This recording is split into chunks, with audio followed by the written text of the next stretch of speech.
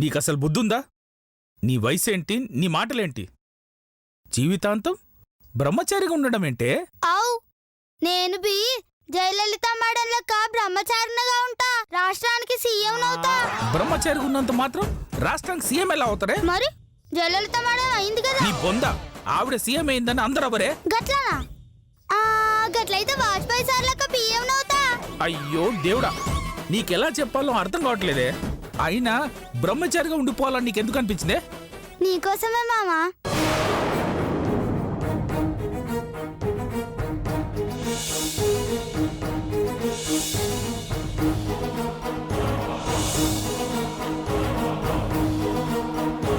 నా కోసమా? అవు మామా, నేను పెళ్లి చేసేసుకొని అత్తారింటికి పోతే నీకు అన్నం ఎవరు పెడతారు? నువ్వు పిలవంగానే ఉరుక్కుంటెవరు వస్తారు? అందుకే నేను పెళ్లి చేసుకోను అంటున్నా. నేను సక్కంగా చూసుకుంటాలే మామా. అంటే నేను ఒంటరి వాడిని అయిపోతానని నువ్వు బ్రహ్మచారి ఉండిపోతావా? గదేగా మామా నేను చెప్పేది.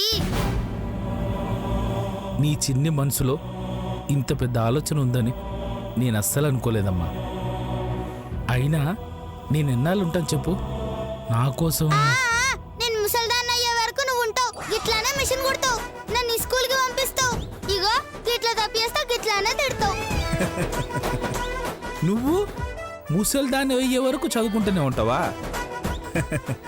సర్లే, ఇంకెప్పుడు ఇలాంటి మాటలు మాట్లాడకు. గట్లనే మావా, మరి నువ్వు కూడా నన్ను పెళ్లి చేసుకోమని చెప్పొద్దు. అయ్యో, నీది పెళ్లి గురించి మాట్లాడే వయసు కాదే. అందుకే ఆ టీచర్ కూడా షాక్ అయ్యాడు.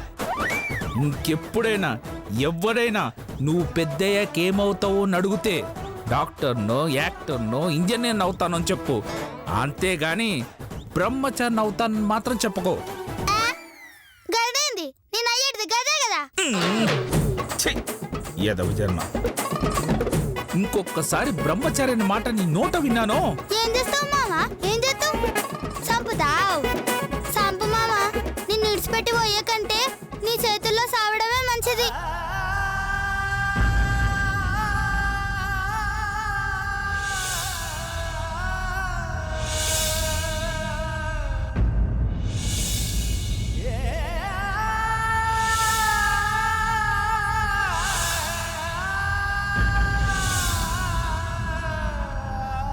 చంపు మామా. శ్వేత,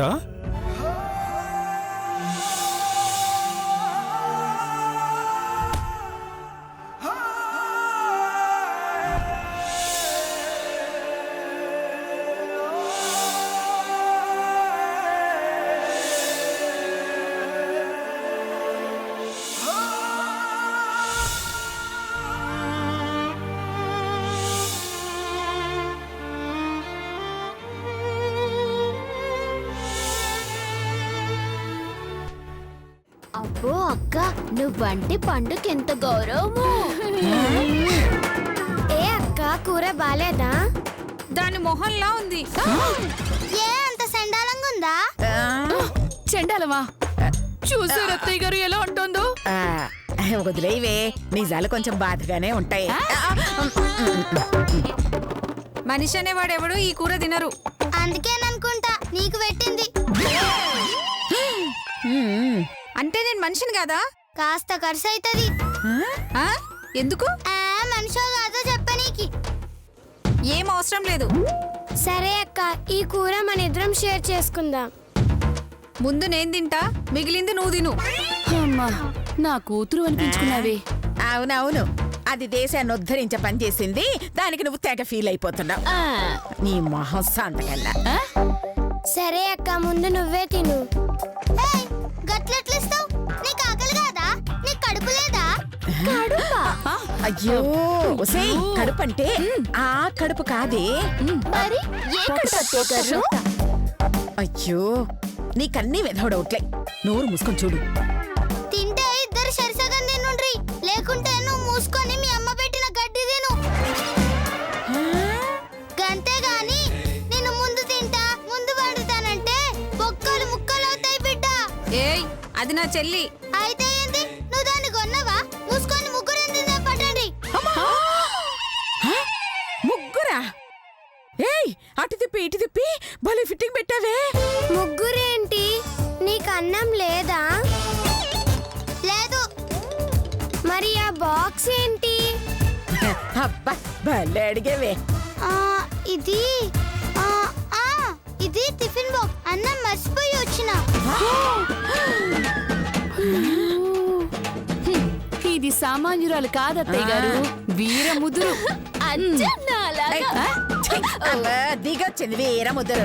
దాని దగ్గరికి వెళ్ళి అన్నావంటే నీ నాలుగు కోసి అరటికాయ ముక్కలని అది నీకే అమ్మేస్తుంది. అది. నోరు మూసుకో. సరే, ముగ్గురం తిందాం. ఈ అన్నం ముగ్గురికి సరిపోదు. అయితే నువ్వు పక్కకు జరుగు, నేను గీత తింటా. అయ్యో అయ్యో అయ్యో, చూసారు అత్తయ్య గారు దాని దౌర్జన్యం? కొత్తగా చూసేది ఏముందిలేవే, దాని టెంపర్తో ఆల్రెడీ చెంపలు పగిలాయి కదా. గీత, ఇది తింటే నేను తిననే. నీకు ఇష్టమేనా? పాపం అక్క, అన్నం మర్చిపోయిందంట. అయితే నేను ఆకలితో ఉండాలా? నాకన్నా నీకు ఇదే ఎక్కువైందా? నీకు నేను కావాలా, ఇది కావాలా?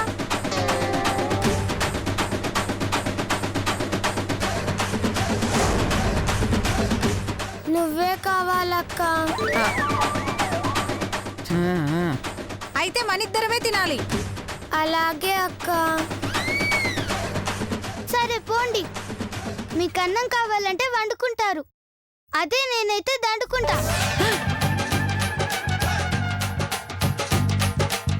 కూర్చో. దండుకుంటావా? దండుకో దండుకో. పదండి దాన్ని చూద్దాం. పదండి పదండి.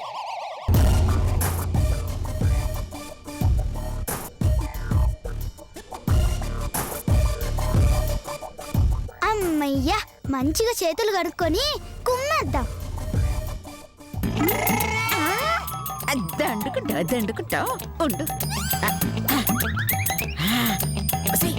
పదండి పదండి.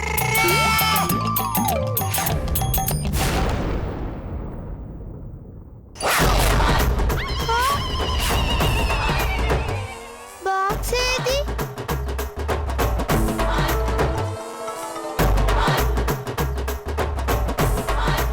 బాక్స్ ఏమైంది?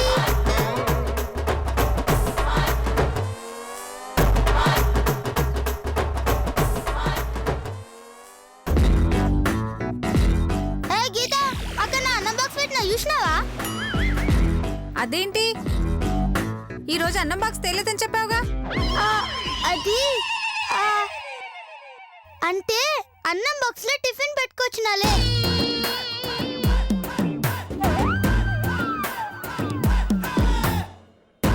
అబ్బా, ఏదైనా జిమ్కి చేసి తిందామంటే అందరూ బాక్సులు ఓపెన్ చేసి తినేస్తుండ్రు. అబ్బా, మా సాకలు అవుతుంది, ఇప్పుడు ఎట్లా తినాలి?